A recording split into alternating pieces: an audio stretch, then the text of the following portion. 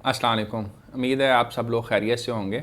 ये वीडियो बनाने का मकसद ये है कि आपके भी इल्म में आया होगा कि आजकल ये काफ़ी बात चल रही है कि जो वैक्सीन है उसका असर आहिस्ता आहिस्ता जो है वो कम होना शुरू हो जाता है और इसके बाद जो है वो लोगों को बूस्टर डोज़ की ज़रूरत पड़ती है।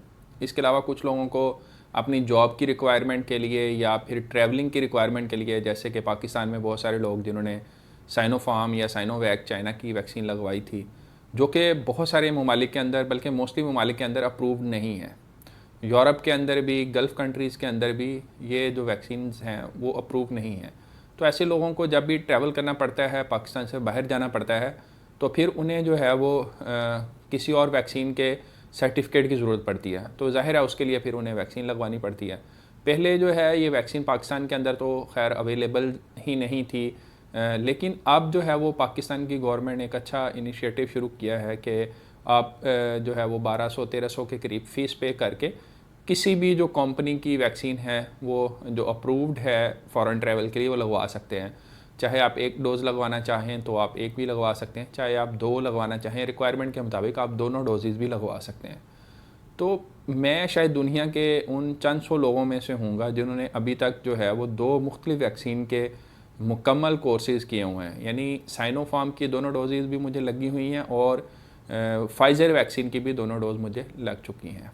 तो मैं आपके साथ अपना ये जर्नी शेयर करूँगा कि मैंने कौन सी वैक्सीन कब लगवाई है। इससे पहले मुझे आपको मैं ये बताता चलूँ कि कोरोना जो है वो जनवरी के अंदर 8 जनवरी के करीब मुझे सिम्टम्स आने शुरू हुए थे। फिर उसके बाद मैंने अपनी रिपोर्ट करवाई जो कि 4-5 दिनों के बाद मिली। तो उसके बाद जो है वो मुझे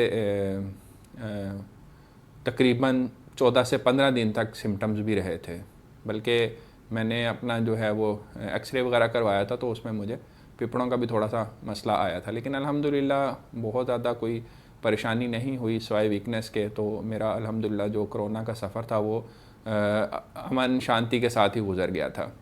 फिर उसके बाद जो है वो, क्योंकि मैं हॉस्पिटल सेटिंग में काम कर रहा था और बहुत सारे कोरोना के पेशेंट्स आते थे, अक्सर लोग जो है वो हमें बताते भी नहीं हैं कि उन्हें कोरोना है, वो खांसी बुखार की अलामात के साथ आ जाते थे। कई लोगों ने तो टेस्ट भी इवन करवाया होता था, लेकिन वो ये मानने को तैयार ही नहीं होते थे कि हमें कोरोना है। वो हमारे पास आके जी ये हमने रिपोर्ट कराई है और हमारी रिपोर्ट पॉजिटिव आई है, वो भी हमें बाद में पता चलता था जब हम उन मरीज़ों को देख लेते थे। तो फिर हमने सोचा, क्योंकि ये रिकमेंडेशन थी कि जिनको इवन कोरोना हो भी चुका है तो उन्हें भी वैक्सीन लगवा लेनी चाहिए।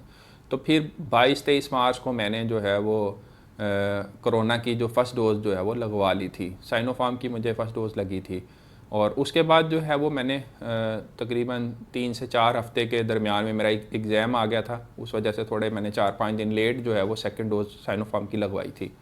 जब मैंने साइनोफार्म की वैक्सीन की फ़र्स्ट डोज़ लगवाई थी तो मुझे कोई थोड़े बहुत पहली डोज़ के बाद हल्के फुल्के उसी टाइम पे ही थोड़ा सा शायद वो एक थोड़ा साइकोजेनिक भी होता है वैक्सीन का, जैसे लोगों को होता है ऐसे डॉक्टर्स को भी होता है। तो थोड़ा सा मुझे फ़ील हुआ था जैसे मुझे कोई चक्कर वगैरह आ रहे हैं, लेकिन वो कुछ 1-2 मिनट ही ये फीलिंग रही, लेकिन उसके बाद अल्हम्दुलिल्लाह कोई ख़ास मसला नहीं हुआ। सेकेंड डोज़ लगवाने के बाद साइनोफार्म की मुझे जो है वो बॉडी एक्स यानी थकावट, जिसम में दर्द वगैरह का मसला हुआ था, जो कि 3-4 दिन रहा था। अच्छा, ये मैंने अप्रैल के अंदर सेकेंड डोज़ लगवा ली थी। अब सितंबर चल रहा है, मैंने जुलाई में कुवैत में मूव किया है यहाँ पे आके, क्योंकि यहाँ पे एक रिक्वायरमेंट थी कि आपने साइनोफार्म जो है वो इतनी इफ़ेक्टिव नहीं है, स्पेशली जो है डेल्टा वेरिएंट के अगेंस्ट, क्योंकि अब पूरी दुनिया के अंदर एक कोरोना का एक नया वेरिएंट फैलता जा रहा है और हमने देखा भी था कि काफ़ी सारे जो लोग हैं जिनको इवन वैक्सीन भी लगी है तो उनको भी कोरोना हो रहा था, उनके अंदर भी कोरोना के सिम्टम्स आ रहे थे। तो हमें यही रिकमेंडेशंस दी गई कि आपको बेहतर है कि आप एस्ट्राजेनेका या फिर फाइज़र की वैक्सीन लगवा लें। तो मुझे जो है ना वो फाइज़र की फ़र्स्ट डोज़ तकरीबन जुलाई के अंदर, जुलाई के एंड तक मुझे लग गई थी। थर्ड और फोर्थ वीक के अंदर जुलाई में मुझे फ़ाइज़र की फ़र्स्ट डोज़ लग गई थी। फ़ाइज़र की फ़र्स्ट डोज़ लगने के बाद मुझे इसी तरह जैसे साइनोफार्म की फ़र्स्ट डोज़ लगी थी, मुझे कोई ख़ास सिम्पटम्स नहीं आए थे और अल्हम्दुलिल्लाह मैं बिल्कुल ठीक रहा, मुझे कोई मसला नहीं हुआ।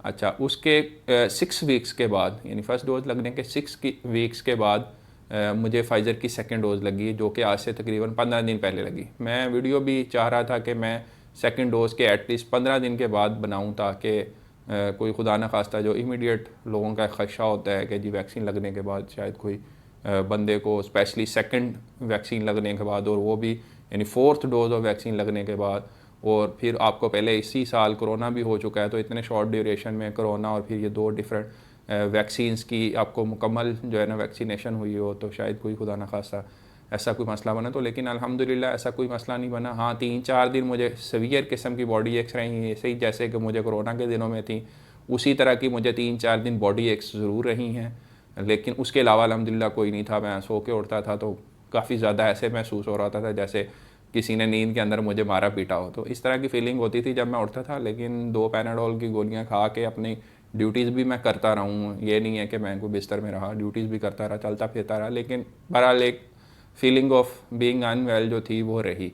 तो अल्हम्दुलिल्लाह 15 दिन हो गए हैं, 3-4 दिन वो फीलिंग रही थी, उसके बाद अल्हम्दुलिल्लाह से बिल्कुल ठीक रहा मैं, और अब 10 दिन से ज़्यादा हो गए हैं कि मुझे किसी किस्म के कोई सिम्टम्स नहीं, और अल्हम्दुलिल्लाह मैं बिल्कुल बेहतर फील कर रहा हूँ। तो इस वीडियो को बनाने का मकसद अपना एक्सपीरियंस शेयर करना था कि मुझे कोरोना भी हुआ, फिर मैंने साइनोफार्म की वैक्सीन भी लगवाई, अब फाइज़र की भी 2 डोजें लग चुकी हैं।